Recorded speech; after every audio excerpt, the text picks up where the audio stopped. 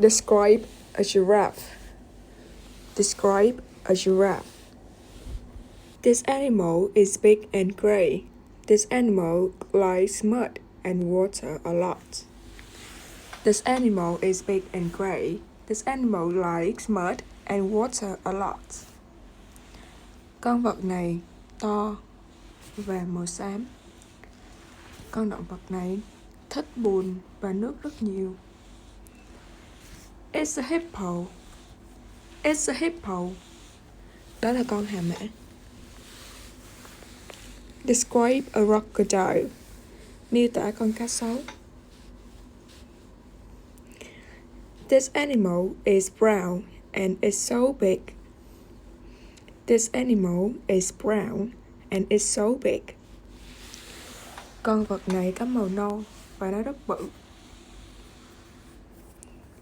Bear. Con gấu. Bear. This animal looks like a tiny crocodile.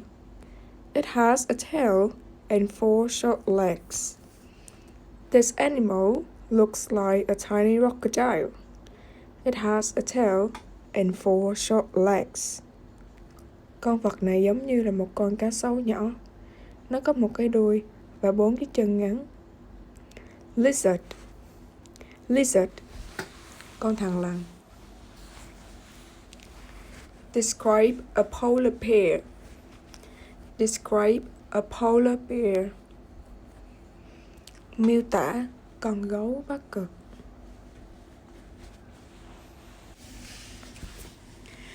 This is a kind of horse, but it has black and white stripes on its body. This is a kind of horse, but it has black and white stripes on its body. Đây là một loài ngựa, nhưng nó có màu đen và màu trắng, những viền màu đen và viền màu trắng trên cơ thể của nó. A zebra. Con ngựa vàng.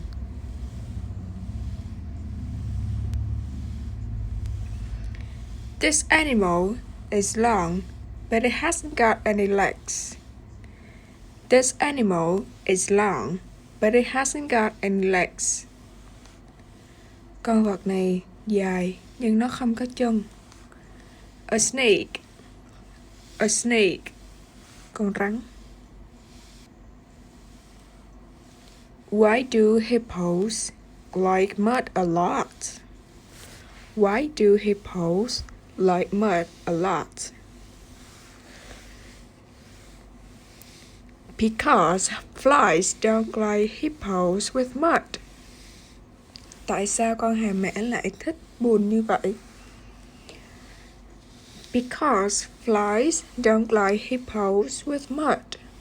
Bởi vì con ruồi không thích con hà mã nhiều bùn.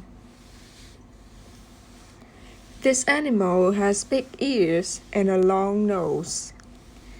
This animal has big ears and a long nose. Con vật này có đôi tai to và một chiếc mũi dài. An elephant.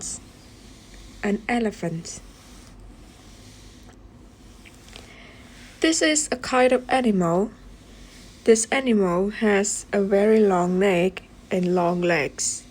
It has spots on its body. This is a kind of animal.